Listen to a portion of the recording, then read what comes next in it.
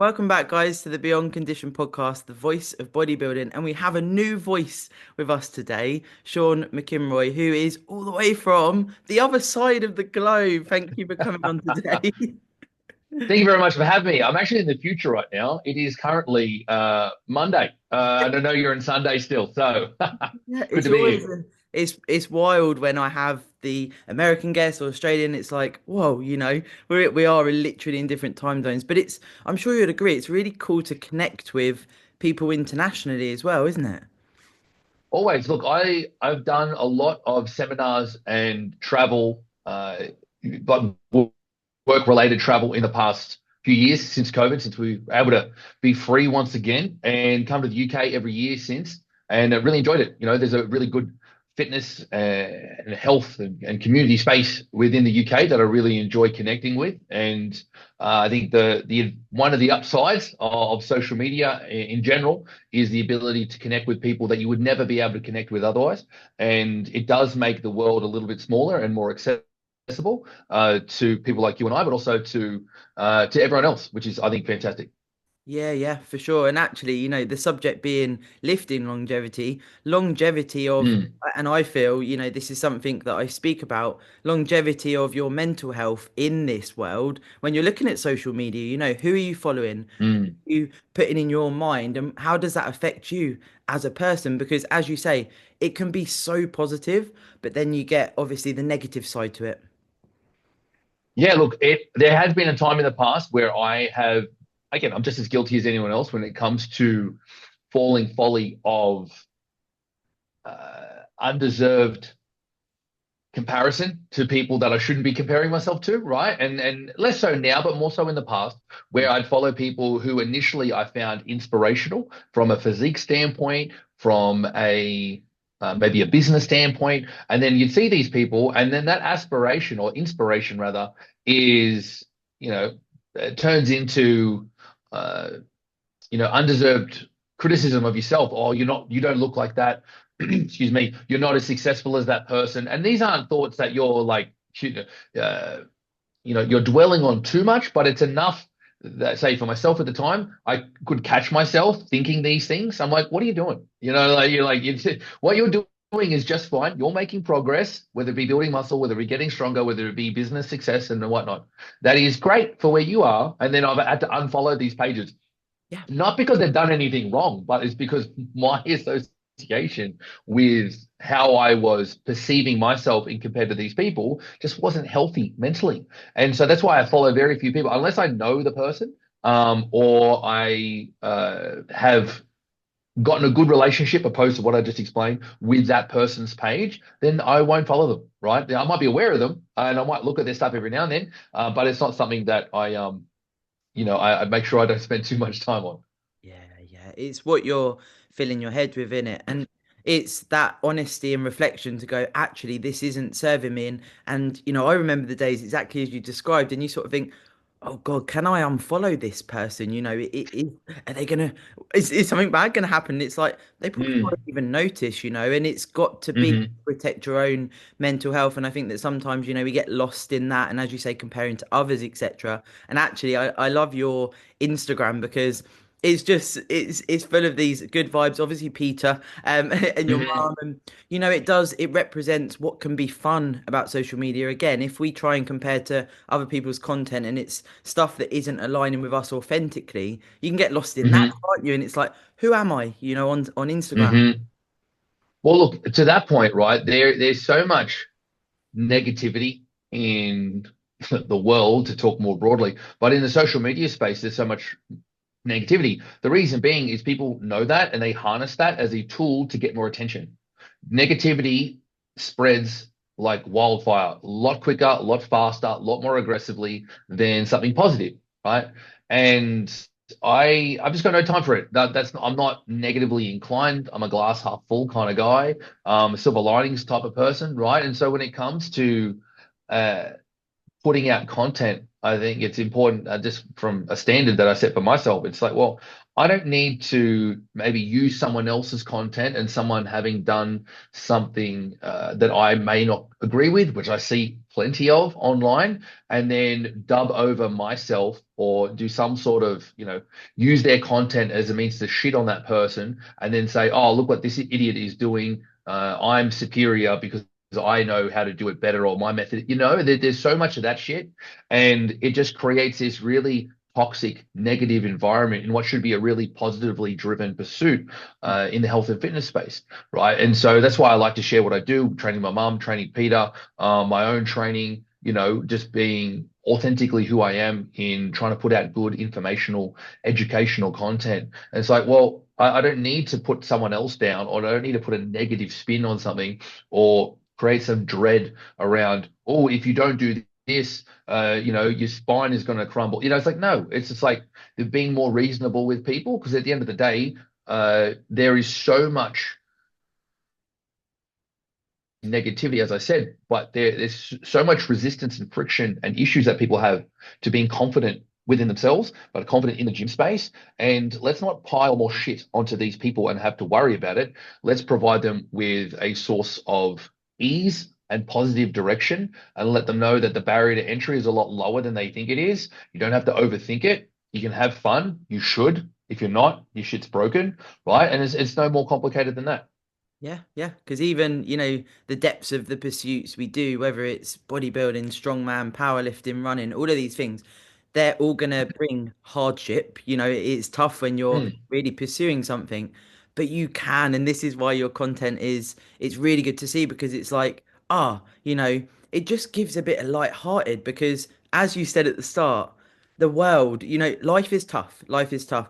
And if social mm, media, I guess in summary to what we're talking about, if your social media can be populated with things that make you smile and make you think, oh, mm. give you a little lift, it's like that can actually really help your journey as well. Because it's, when you have a bad day and you think, oh, and then you see you with Peter and it's like, okay, maybe it's not that bad. Hmm. Well, that's it, right? Like training, as you know, is a very long-term, pretty monotonous, uh, day after day, one foot in front of the other sort of process, right? It's not there to be super entertaining. It needs to be adequately engaging to keep you somewhat enthusiastic long term. But at the same time, it's not there to, it's not going to have smoke, bells and whistles wrapped around what you're doing, right? It's not going to be put in a nice little tight bow and super entertaining all the time. Mm. And so you need to have, if you, from a social media standpoint, you need to try to cultivate an environment. Again, your environment being what you're being exposing yourself to. You're choosing who to follow and what to pay attention to.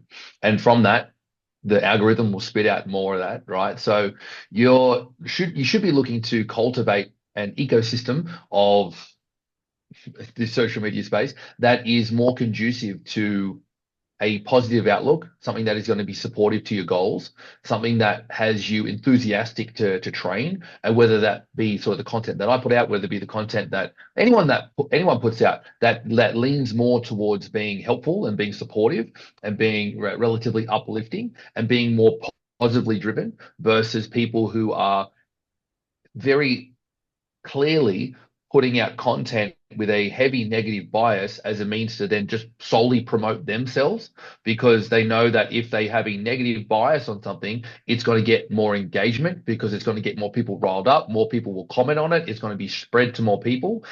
Those people will see it and they go, oh, cool, I'm getting more views, I'm getting more engagement, I'm getting more follows. Great. It's very self-interest focused.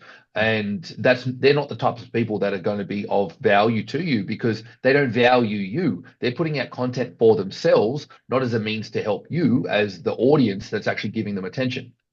Yeah, for sure. It's crazy, and the thing is, we can't get away from it as such because social media is so big now. But it is Mm, well, what content do you put out? I have coaches listen, also competitors. It's also what you're putting out. If you're writing a post or doing a reel and you're filling your narrative with negativity about your pursuit, that's going to have an impact as well, isn't it? It's like, so what? So why are you doing it? Like what? Yes, you can share the hard parts, but it's how you frame mm, and how you're putting that across. That I always think, if one person was to watch my reel, and they're in a quite a tricky spot, could that offer them a little bit of hope rather than, make them feel even worse, But people don't think like that, unfortunately, as we know. Now, with the longevity through lifting and what you do generally speaking, with, like we've mentioned, Peter, your mum and clients you have, is that something that's sort of grown over time and that's something you've sort of expanded on? Where did that all begin? Yeah, that's a really good question, right? I suppose it's come a lot of it's come from my nan, so my mum's mum, where she passed away at the beginning of 2019, right? Pre-COVID, she definitely wouldn't have lasted. But My the granddad last sort of too. like, yeah, the last sort of 10 and a bit years, I suppose, she wasn't living anymore. She was just existing. She was just existing, right? And it was really sad to see because she was the matriarch of our family, love her to bits. And every time she wasn't too far, geographically, not too far away. And so I'd go and see her, and it was tough because it's like she's not the woman that I grew up with and I remembered, and she was like a shell of it for myself. It was tough. And so I'd always think about when I get a phone call from my mum, like this is going to be it, right? And eventually one day it was. And so fortunate enough, got to say goodbye. Everything was good, in that regard. So, but why I bring that up is sort of my mum had started training a little bit before that. I'd be giving her some help. Um, but that was really the catalyst for her training, her inspiration to be like, well, that's not going to happen to me, right? Now, knowing that the end of her life, the end of my nan's life, was a classic case. If you don't use it, you lose it, right? The health outcomes, the negative health outcomes that she experienced were simply due to, excuse me, a lack of intentional action to maintain her health, right? She was never in like ill health where, she was always, relatively active, right? For an older lady, but it wasn't something that she did with any real intent or focus, right? And so, as we know, time is not friendly to the human body. It will just chip away at you, right? It's like death by 1,000 cuts. You'll just slowly bleed to death, right? And so I saw that, my parents saw that, family saw that, my mum saw it, and so that from an influence to my mum directly was like, well, that's not going to happen to me because that was preventable, that was avoidable. I obviously saw that as well, and something that as I've gotten older, I'll be 36 in a week and a half, and it's like, well, I can't perform like I did when I was 26. I'm not as rubbery as I was when I was 16, right? And so knowing that it's only trending in one direction, that being not being able to do as much shit and recover as well as you once did. Now, that's not to be pessimistic and be like, oh, well, fuck, I'm trending downhill. What's the point? It's like, well, no, that's the completely wrong perspective to have on that take. It's a matter of, oh, well, let's mitigate that as much as possible to hold on to as much shit as I can. So later in life, without putting any massive effort into it from one go. It's a lot of little efforts. You are an outlier of your older self, right? You're that 70-year-old, 80-year-old person who's doing obscene things, not because you're doing anything obscene at that time necessarily, but you just never let it go. You just kept strength training. You kept your cardiovascular training up. You kept doing everything that you needed to, eating well, all that sort of good stuff. And it was just a matter of you just never dropped it off. You adjusted your intensities. You adjusted your training volumes and frequencies based on how well or how differently you recovered now. It's simple as that. And so one thing that I have picked up, so that's a personal sort of like drive, I suppose, and influence, but it's also something that I've heard a lot more from with clients, especially younger clients, younger than I would have thought, even in the late 20s and into their 30s, talking about when first having a consultation, that mentioning that they don't have any specific goals in respect to, I want to drop this much weight or lift this much or be this strong in a particular lift or whatever the case may be. It's, well, oh, I just want to train to be healthy and they'll mention longevity by word and just want to be in it for the long haul, want to be healthy, on the other side of 40 or 50. And I'm like, oh, okay, cool. Maybe it's just because I'm a little bit older than I was, obviously in the past and a little bit more aware of this myself, and maybe I'm picking this up and noticing this a little bit more. I don't know. But I think there definitely is a bit more of a trend nowadays for people to be more proactive around their health outcomes rather than reactive. That's what I'm massive on, right? Whether it be fixing up an exercise proactively rather than waiting until it starts to break down and then queuing how to fix it up. We want to be proactive with fixing it up. We know how an exercise is going to break down, so we can proactively fix it before it becomes a problem. And the same thing when it comes to our training overall and our health, right? You know, the cliche is prevention is better than a cure, and it 100% is when it comes to your overall general health.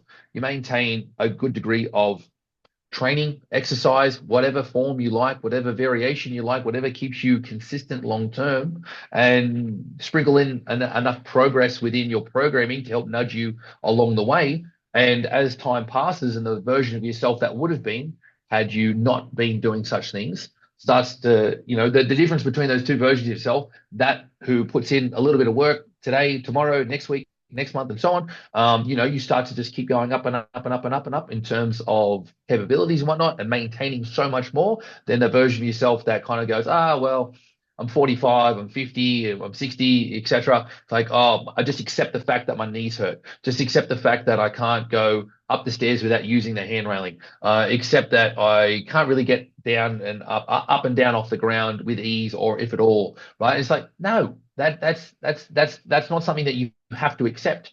And it's simply a matter of putting in place an appropriate level of stress, in terms of training, and ensuring that you maintain it. It's no more complicated than that, but it's understanding that fundamentally time is not friendly to the human body. It will chip away at you. You can mitigate that, like to the point of actually adding to your body, adding muscle mass, adding strength, adding bone density. But you've just got to understand that when you are 35, 45, 55, so on, you're no longer the former version of yourself. And especially as a guy, it's letting go of the idea that you are still that young, virile, early 20s version of yourself. You're not. Yeah. You're not.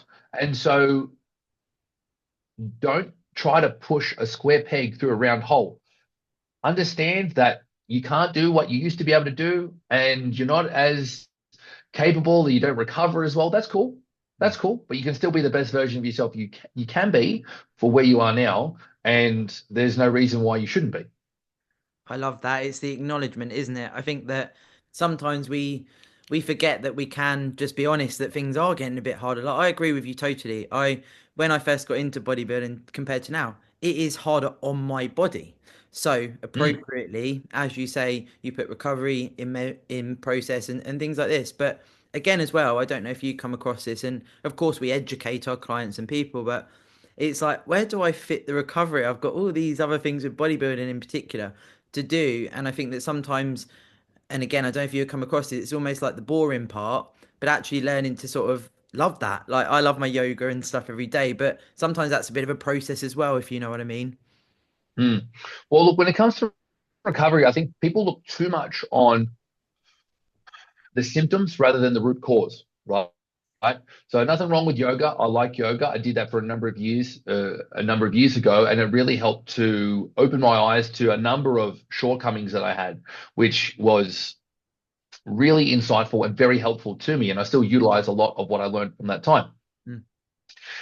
But people will look at whether it be ice baths, whether it be supplementation, whether it be yoga, whether it be anything after the fact, once the stress has already been caused.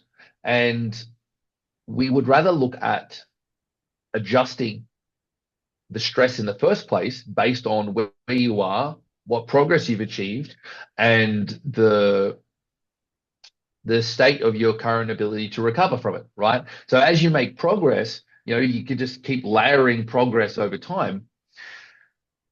You're going to be lifting heavier weights. You're going to need a greater degree of intensity in order to continue to adapt. But your recovery capacity doesn't increase like your ability to pile on more stimulus, right? So it's like, all right, cool. Well, how can I modify? So rather than waiting until you pile more stress onto the body and force that adaptation and then go, how can I recover better? We want to look at it the other way. Rather than looking at the symptoms of needing to recover better, let's adjust the demands upon recovery before they're even there. So looking at the programming to start with, how can I modify the program to ensure they have adequate intensity, adequate volume based on the goals, adequate loads, all that sort of stuff, and ensure that I'm only what's the minimal effective dose sort of thing, right? Like what is the right dose for where I am now to ensure that I'm continuing to make progress, but I can recover from pretty quickly, reasonably, and then be able to do that again the next day and the day after, right? And so I think I go more from a root cause approach rather than the symptoms around recovery. Because as long as I look at it this way, most people, I say most people is pretty broadly speaking, a lot of people are in a deficit of recovery. And what I mean by that, they're not sleeping enough or with a high enough quality. They're not hydrating well enough with enough minerals in what they're drinking or just consuming in general. And their nutrition isn't on point, right? And it's like those are what you want to focus on, right? If you bring those up to par, sleep enough with a high enough quality, hydrate enough with enough minerals, eat the right food, enough of it, not too much, that is what is going to be 95% of your recovery, right? You get that in line, and that is going to support your training as much as possible. A lot of people will just want to focus on the training and train hard and continue to put more shit, pile more stress onto their body, and then go, how can I recover better? Are you sleeping enough with high enough quality? All that sort of stuff, right? It's like most people aren't doing those things well enough. And so they're in what I describe as a deficit of recovery. It's like, because once you boost that up to what I describe as like 100%, say arguably you're doing everything you can in that regard, you can't do better than that, right? You can on the surface feel like you're doing more, and there's nothing wrong with that. If that makes you feel good, okay, great. But understand that it's apart from the psychological suggestion that like this is doing something for me. Okay, great. It would be a bit of placebo in that, I suppose. But I'm fundamentally doing an ice bath, doing a yoga session, doing some stretching. It feels good acutely at the time. Ice bath, not so much. It's good once it's done. But it feels successful at the time. But ultimately, it's doing close to fuck all for you from recovery if you aren't prioritizing and focusing on the 95% of what's actually effective. And so rather than focusing on all these surface level, sprinklings of shit that aren't ultimately that impactful, focus on those things I mentioned, the sleep, the hydration, nutrition, and first and foremost, adjust the programming so you aren't needing to focus so much on, am I recovering well enough? And that's when you'll see really great success in that process. Yeah, I love that. And, even tying into what you're saying there with the programming, being able to learn how to auto-regulate and if things need to ebb and flow depending on your personal circumstance. Because, well, we've said about life being tough at times. When challenges come up, if you're trying to send yourself to hell in the gym and then the sleep's off, the nutrition's maybe amended because something is happening and you're not drinking as much and these types of things, how quickly can you see people go to burnout, right? Like it's crazy. Mm. Look, I'm all about order regulation, right? Like all my programming is with that in mind, right? I will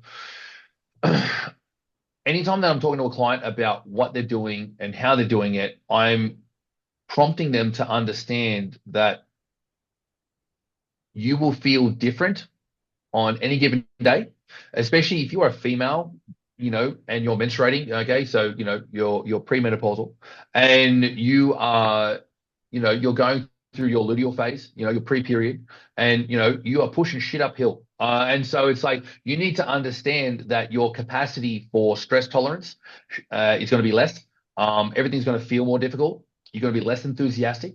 And these things, albeit different woman to woman, pretty predictable month to month for that same person, right?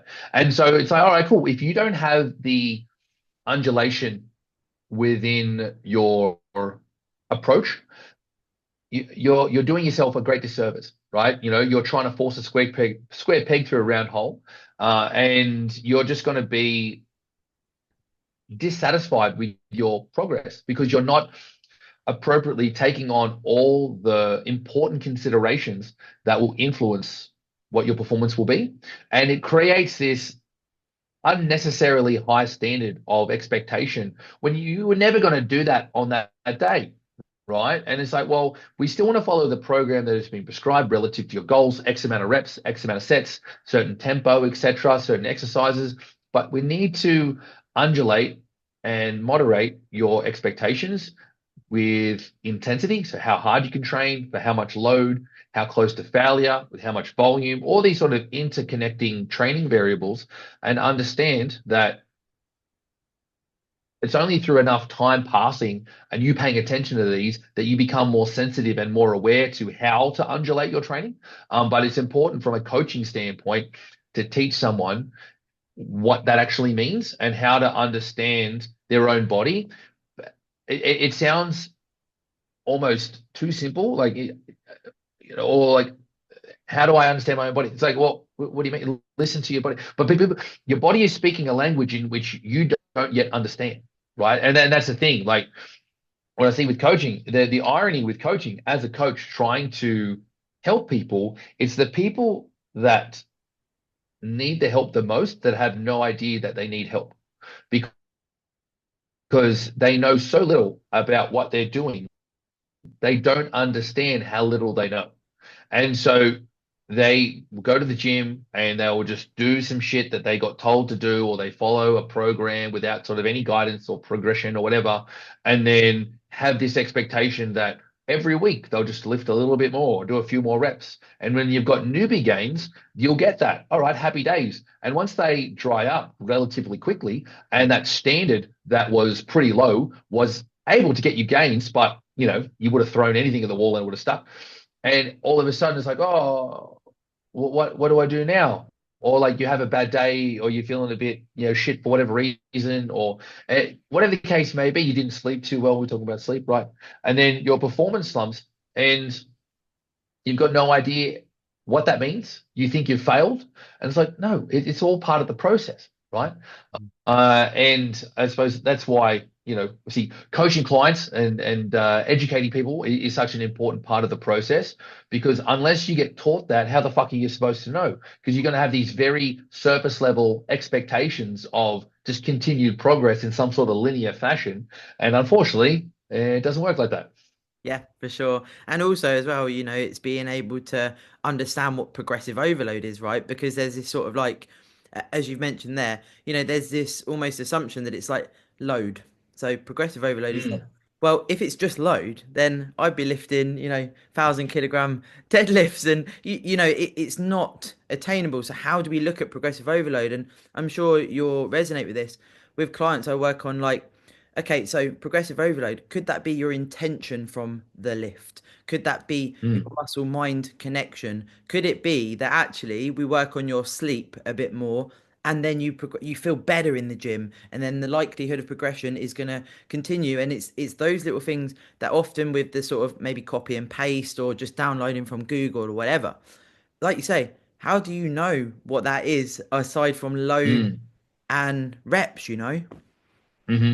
Well, look, that's a good question, right? I break it down into the statistical and subjective, right? So when it comes to statistical outcomes, that being how much weight is lifted or how many reps achieved, right? So they're things that are sort of hard data, things that are recordable, and they're the things that we are chasing, right? They are dictating terms and telling us statistically whether or not we are making progress. Now, it's really important to understand that your body doesn't respond to stats, it responds to stimulus, right? And we want the stimulus and the stats to be as closely correlated as possible, right? And what joins the two is our technique. It's our technique, because you can perform something with pretty shoddy technique very quick. You're doing a bench press and just like pump out 10 reps. Statistically, you've done those 10 reps at whatever weight it was, but the stimulus was piss poor, right? Versus that same person, slower, maybe a bit of a pause at the bottom, really taking your time per repetition. The set takes longer. Stimulus is way better, but statistically, same outcome, right? And so it's like, well, we cognitively are chasing statistics, but it's our body which is responding to stats. Sorry, yes, responding to stimulus. Sorry, and so it's understanding that it's our technique which binds the two, and holding that as something that's really, really important, because as much as we are chasing those statistical outcomes and improvements, we want to make sure that we are not cutting off our nose to spite our face and going, oh, I lifted a bit more, but you just shortened the range of motion, or you did it shitty in some sort of way. And it's like, well, you might have filled out your training app and did 10 reps at this sort of weight, but like, what does your body respond to? Right? Your body responds to the quality or lack thereof of the stimulus experience, right? And so 3 months down the line, 6 months down the line, 12 months down the line, statistically, you've made all this progress, but you don't look any different. And you've actually created a whole bunch of bad habits, right? So that's the statistical outcomes, right? So we're chasing more weight and more reps. So I just wanted to touch on the stats and stimulus correlation there, right? So we're chasing more reps or more weight. But when you've become a little bit more experienced, it's not a matter of just lifting more weight or doing more reps, lifting more weight or doing more reps. Like it's not that simple. We have the gaps between making load jumps becomes bigger, right? The load jumps themselves become smaller, but the gaps in terms of time between, like, you might be stuck on a bench press or a squat or a deadlift for a certain number of repetitions for what feels like ages. Now, if you are only gauging progress by statistical outcomes, weight lifted and reps achieved, you are going to think that you are in a plateau. Well, you may very well be, you may not be as well. And so what I always encourage my clients to understand and respect are the subjective metrics of progress, okay? And that being technical improvements, okay? So your technique is improving, same weight, same reps, but your technique has now gone from, say, a 7 out of 10 on that lift to a 9 out of 10. You're in a far better position more consistently from the first set, for the first repetition to the last repetition. Say it's a set of 5, right? And you can't quite get 6, and we're not really worried about that just yet, because your technique is like, we can improve upon that. All right, cool. We can make that a little bit better. All right, happy days. So it's technical improvements. And then we're looking at recoverability. So you first do a lift or a certain weight for a certain number of repetitions, so statistically the same, but you recover better. So you're then able to do maybe another set at a heavier weight than you were able to do before. Or your time between that set and the next set is shorter. You don't feel as fucked for as long. And then the subsequent exercises aren't as negatively impacted. So it's paying attention to all these sort of factors, as well as the next day. If it's a bigger exercise, like say a squat or a deadlift or something like that, what's your nervous system like later that day or the next day? How taxed are you from it? And so these aren't statistical outcomes. You've lifted the same weight, you've done the same reps, but you're less fucked.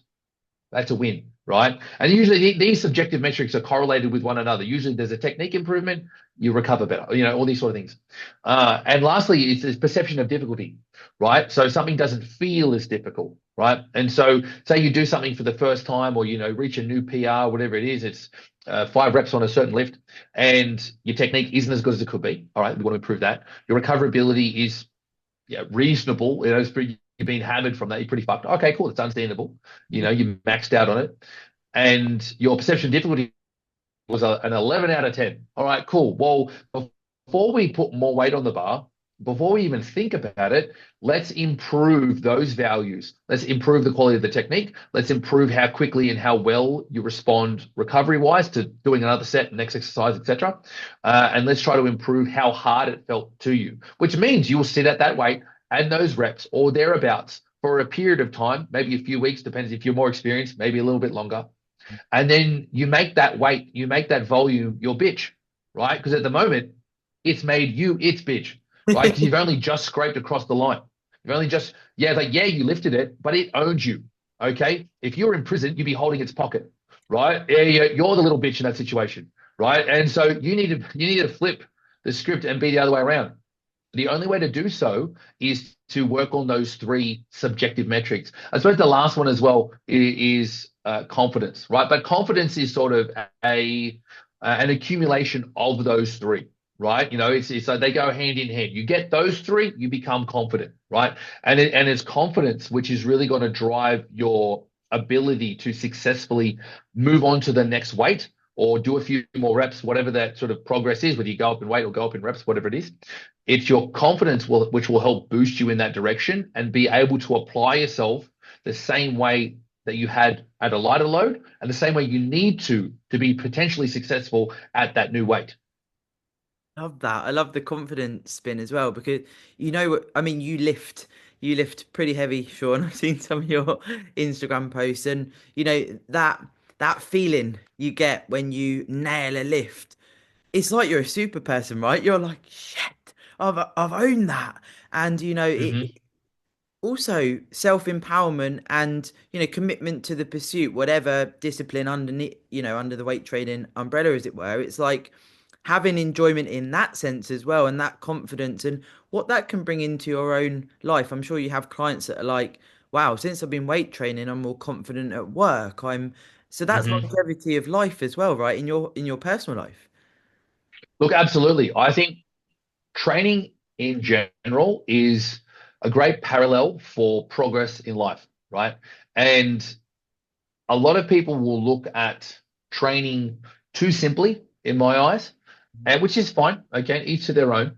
But your time in the gym is a great parallel for the patience needed to make progress in any pursuit in life. Muscle grows very slowly. Strength builds slowly, especially beyond the newbie stage. And you need to trust in a process, in a plan, and strategize that long term in order to achieve success and continue to achieve success long term. And the same thing can be said in any pursuit in life, right? And so it's a really good parallel in that regard, as well as when it comes to the translation of practical confidence, applying yourself to a particular lift, whether it be the skill set associated with a particular lift that you're trying to work on and the load associated that you haven't done before for the volume you've never experienced. It's a very fulfilling feeling having done something that you never previously thought was possible, never even gave it a thought. How good is that? Now, there is so much to be said as to how that parallels achieving goals outside of the training space. And it's something that I intentionally do with clients, especially those that are lacking confidence, typically more female than male in that respect. A lot of males have undeserved confidence in the training space, which is another problem to try to work on. But a lot of females will have undeserved lack of confidence, right? It's like they're plenty capable and move well and take instruction well and are strong, right? Beyond what they think they can do. And it's a matter of understanding that from a coaching standpoint, who is this person? What is sort of letting them down? Is it a lack of confidence? Is it a lack of skill?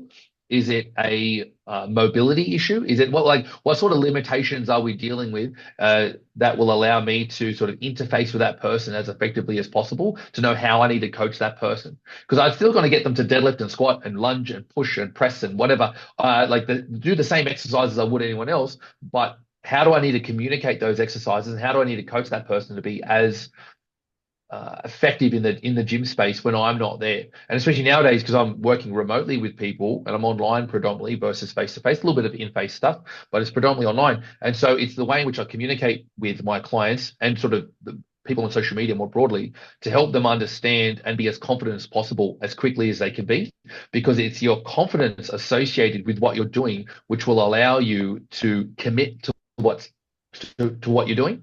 You can't be successful pulling a bar off the floor when you're deadlifting or squatting or pushing to the nth degree on something like as simple as a leg extension or a leg press or any sort of like machine-based exercise, which I still program for a lot of people, right? When it's relevant.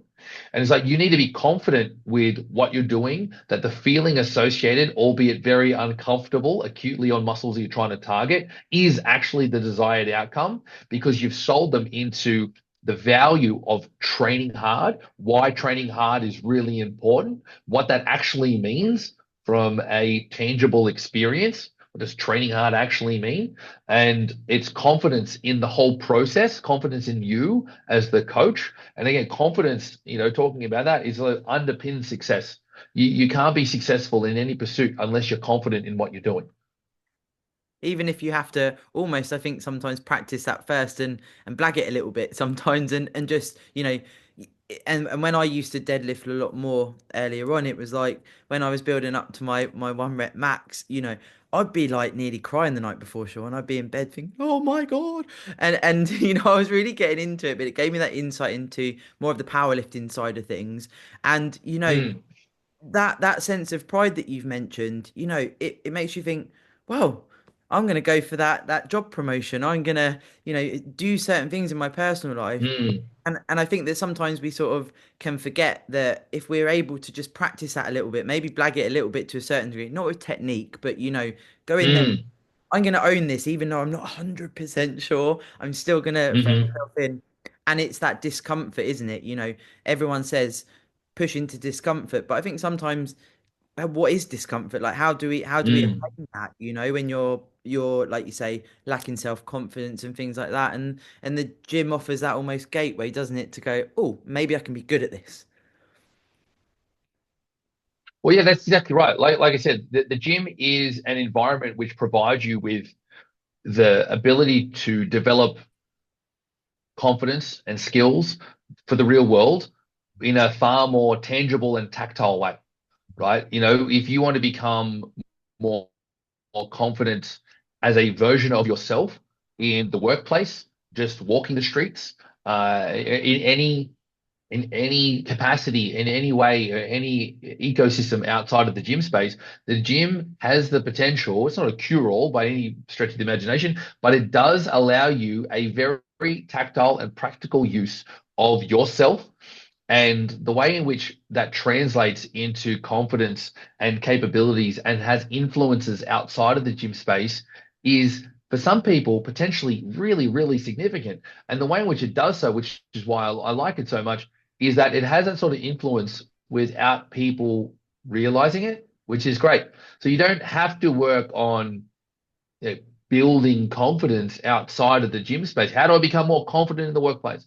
How do I become more confident, you know, in myself, you know, holistically? It's like, well, give yourself a task which is fucking difficult, something that you haven't done before, something that you feel that or you've never perceived possible because you're like, oh, that's not me, right? And it's like it's something which is very real, very tangible, and it's something to overcome, which translates into who you are. It becomes a part of your identity. You are the person. And this is the thing, like you don't have to think about it this way, right? As a coach, it's helpful to do so, but as the person doing it, you just got to do the shit, right? And it's like it becomes a part of who you are. You're the type of person who overcomes difficult things, right? Now, it affects people positively like that more than some people more than others. But if you are a type of person who is quite resistant to backing oneself, you know, generally speaking, you're not an awfully confident person and you aren't in the gym, oh my goodness, like it can have the potential to increase your confidence and boost your sense of self to such a degree, it's unimaginable. It's so powerful, and as you're describing it there, as coaches, it's like wow, you know, it just feels so nice. It's like a gift to give.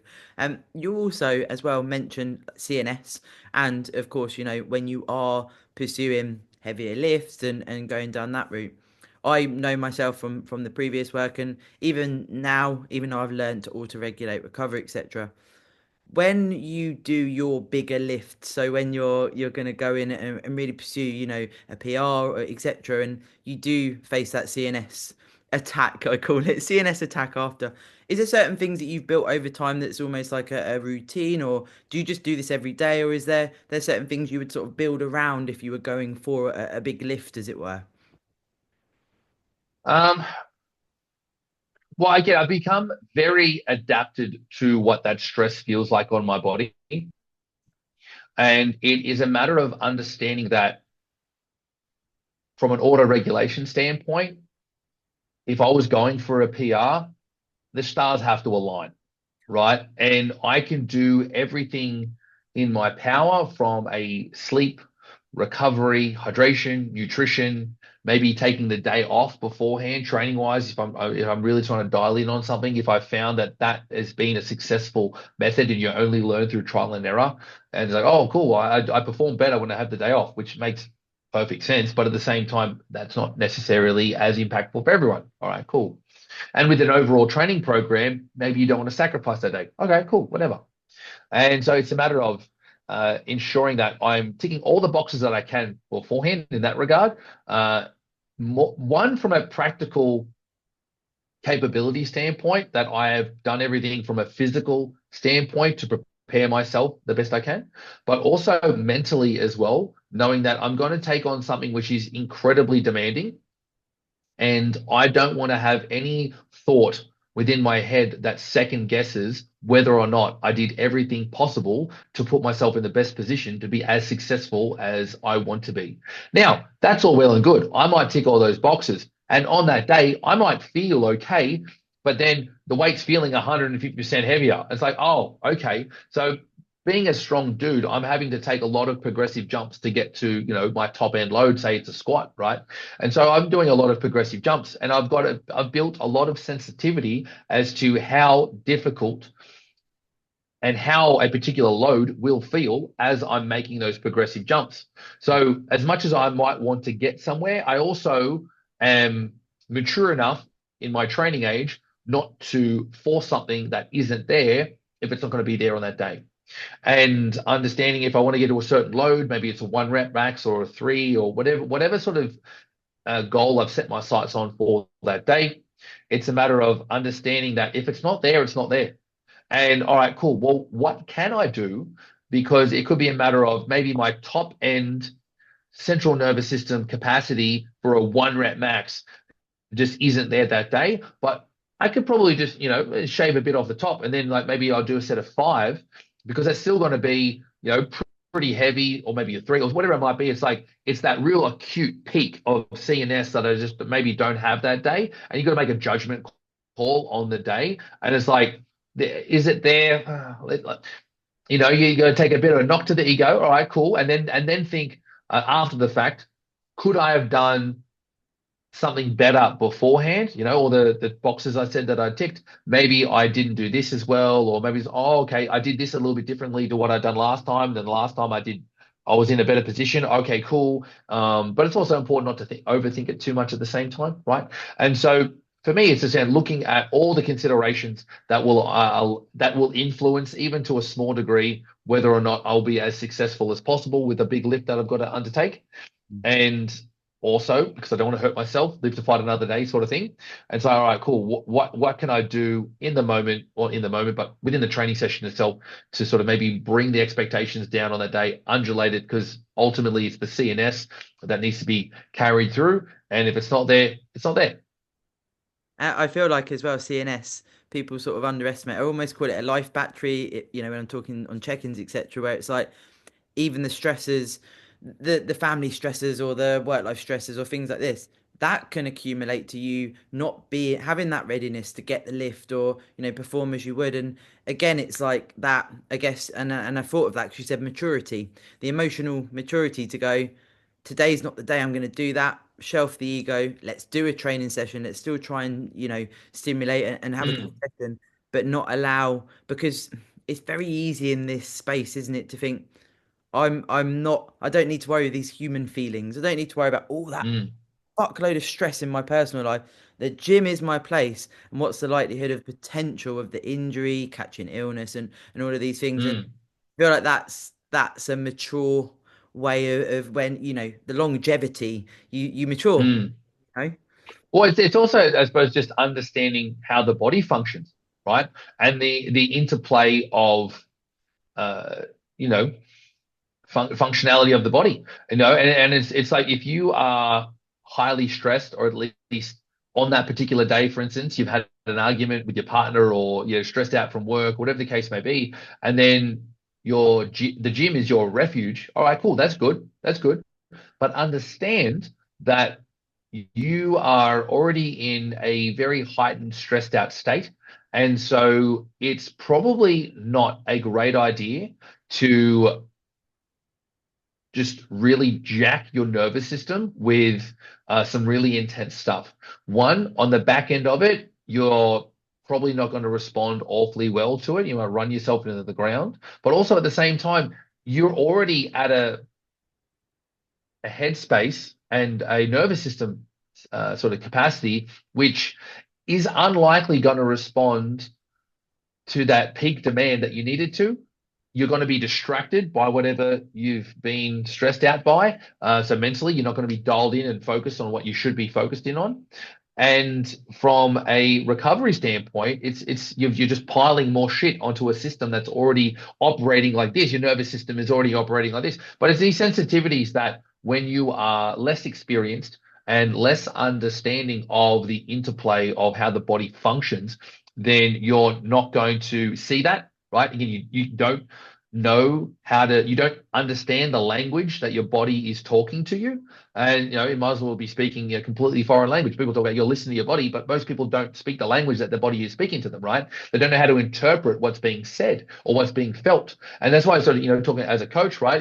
Education is so important so you can empower someone to understand these processes and give them grace, give them enough leeway that on any given day, I want you to train hard. I want you to be effective. That's where your results will be. But understand that you need to moderate your expectations on a day to day, week to week basis based on so many factors, whether you be female and in coordination with your cycle, or whether it be just in general of how stressed you might be. It could be a matter of you have a quite demanding job, and it is a time in which there are more acute demands on your time and stresses. Okay, cool. We got to bring things down a notch because your training is there to be fun, to be enjoyable, to keep momentum going for a stronger, healthier, happier life, all that sort of stuff, whatever someone's specific goals may be. And it's there, and it should be supporting someone's life. It shouldn't be there just piling more stress and more shit onto a system which is already quite highly stressed. And so it's understanding what your training is there to do, and on an individual basis, identifying that. That's why you start with the client. You want to try and find out their why first. Why is it they want to train? Like, why do they want to achieve these particular goals? Because and having asked them the question because they've probably never given it that much fucking thought, or been asked the question themselves. And so identifying that so they understand why they're training, whether it be for their kids, for their partner, for general health. They don't want to be, like I said, with my mum and my nan, it's like, I don't want to be that older version of myself that like is dependent upon other people. And it's like, and it's whatever drives you to do it will help. It won't be a cure-all, but it will help you understand the importance of the length of time. We talk about longevity, right? The reason why you're in it for the long haul, and not a matter of just like, I'm going to destroy myself today. And then every day needs to be super duper hard. Every day needs to be like, I can't walk down the stairs, or I can't lift my arms, or whatever you might have trained. You're incapable of movement in that area. So no. The training stimulus should be effective. What that means is a bit of a moving goalpost, depending upon a number of factors, and it's the accumulation of that effective training, which will go up and down in terms of intensity, in terms of loads, but ultimately, like the stock market, I look at it that way. If you zoom out enough on the stock, it's always trending upwards. Goes up and down every day, right? If you look at it on a per day, per week, per month basis, it's going up and down. But you zoom out enough over the course of 10 years, 20 years, 30 years, the length of time that someone will be training for, and then some, then it's always just trending in the right direction, upwards. And that's what we want. So the average is sort of linear in terms of progression, right? If we look at that. But from a day to day, you zoom in and it's like, oh, okay, that was a great day. Oh, so great. That was a great day, good day, average day, And then so that's sort of the main analogy that I use for long-term progression with clients. Like, you want to be trending upwards, but we need to appreciate that day to day, we're not going to be consistent. It's going to, well, we want to be, I'll reframe that. We want to be consistent with our efforts and our commitment to what we're doing, but we can't expect consistent outcomes every day, because the influences of our training will vary, sometimes considerably. Yeah, for sure. Just life, isn't it, Sean? Mm. Well, consecutive things come up. Before we wrap up, on top of that, I feel like this would be a really nice way to sort of summarize from your point of view. What would you tell yourself at the start of your journey of getting into weight training? I know before we jumped on, you started very young. Is there anything sort of pivotal, or something you reference with clients that you really sort of thought, I wish I'd known a bit more about that at the start, if you know what I mean? I do. That's a really good question. Fucking everything. I started when I was 12 or 13 years old, and fortunate enough, it was a time before the likes of social media. And I went with my cousin who was like an older brother to me, 3 years older. And so it was a matter of just like lads going to the gym, lifting weights, having fun, all that sort of stuff after school, and it was a little bit before school and after school, all that sort of stuff. And so I try to be the coach that I wish that I'd bumped into, right? That's sort of my ethos as a coach, is to be the coach that I had. And so I didn't have a coach, right? And so if there's one thing, as you ask that question, I'm a very sort of like knee-jerk reaction kind of guy. Like, listen to my gut. What is my initial instant reaction to that question? Was get a coach, which sounds, very silly because that's what I do for a living. But at the same time, that's where the value is, because the value of a coach, the value of any teaching is the efficiency and the speed in which you can develop. Now, you can't develop quicker from the standpoint of grow a lot of muscle in a really short period of time, but you can develop skills and you can ensure that the mistakes that you make, which are inevitable, will be minimized and mitigated because you are empowered with a structure and a strategy with what to do and how to do it, right? And I learned very stubbornly simply by trial and error over many, many, many, many, many years, right? And it's like, yeah, well, it's a way to learn, and I am as enthusiastic to help other people, whether it be younger coaches, whether it be everyday folks, whoever it might be, because I didn't have that, right? So I don't regret not having help because I mightn't be as enthusiastic as I am right now if I didn't, right? If I did have help. So, it's like a swings and roundabout sort of thing. It's like, and it's like, well, I'm glad I didn't, but at the same time, because of where I am now, the experience that I have, the mistakes that I've made, the improvements that I've made on top of that, it's like, well, how could I have been spoken to? What could I have heard? How could the information delivered have resonated with me in order for my 12, 15, 18, 21, and so on version of myself, those years, more formidable years, how could I have been spoken to and whatnot in order to pay attention and actually, resonate with what's being said versus, maybe someone coming with much more boring information, not providing it in an engaging way. And that's sort of like what has molded the way in which I coach and sort of what I try to do for anyone. It's like, what does that version of myself need to know or need to have been told, and how does it need to be delivered and communicated in order for that version of myself to go, oh, okay, cool. That's a really good piece of information. Like, it's enough information to be helpful and supportive without just drowning them in data or facts and information. It's like, what can I do to help that person's bench press, or what can I do to help that person's ability to brace in a squat? All these little things. And so that's why, from myself, from a coaching standpoint, I'll never use jargon. I'll never use like, complicated, sophisticated language. I'll speak clearly and describe in detail what someone needs to do or think about, but I won't be using technical jargon, technical terms, because at the end of the day, it just creates more distance and more friction between me and the person who has to then apply what I'm telling them to do. And so that's something that I suppose, thinking back now, something that I had experienced in the past was like, you'd read a book on strength training or bodybuilding, or you watch a YouTube, early days of YouTube, or you read a magazine. Still got a stack of old school muscle and fitness magazines and whatnot, but it doesn't communicate information in a way, on average, some people do, on average, doesn't communicate the information in a way which is, I think, as palatable as it could or should be based on the person it's targeting, right? And so that's sort of why I speak the way I do, I coach the way I do, the content that I put out is formatted in the way in which it is to try to land the most effective way for my former self, right? So, so to answer your question more specifically, I suppose I did, so it's to get a coach, right? Find someone who resonates with you, or you resonate with, I should say, and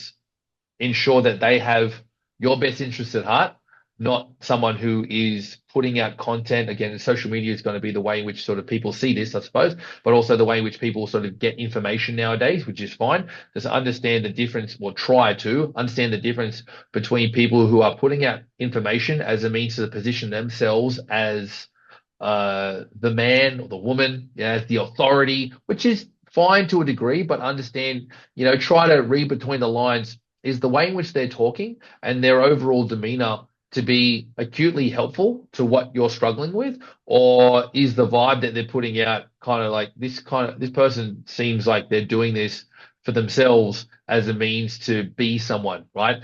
It can be hard to detect the difference between the two, because there definitely is a bit of an overlap for sure. But yeah, finding someone that you resonate with to get information from, whether it be me, whether it be you, whether it be anyone, and understand that that is what's going to allow you to buy into that person, buy into that information, and ultimately apply it effectively and confidently. We talked about confidence before, and I think that's really the heart and soul of us. We're going to help someone expedite their process and not piss away their time. For sure. You say the word vibe, I'm like, pick up the vibe. Even when I have a consultation Mm. with people, I say maybe you have consultations with multiple people and you pick up a vibe. And it's so true because if that person's leading your journey, your everyday life, in regards to what we ask people to do from a coaching standpoint, is that someone that's going to be inspirational? Is that someone that can teach you? And, if you don't have that, it could end up being, not serving you in the way that you wanted to. So I'm glad you said that. Now, thank you for your You're time. very welcome. And I'm sure at some point, I'm sure I can think of another topic to get you on if you would come back again in the future. Maybe that would be super cool. Yeah, for sure. Thank you, Sean, and super cool to I've meet. enjoyed the chat. Have a good Yes, day. likewise. Thank Thank you, Julian. you.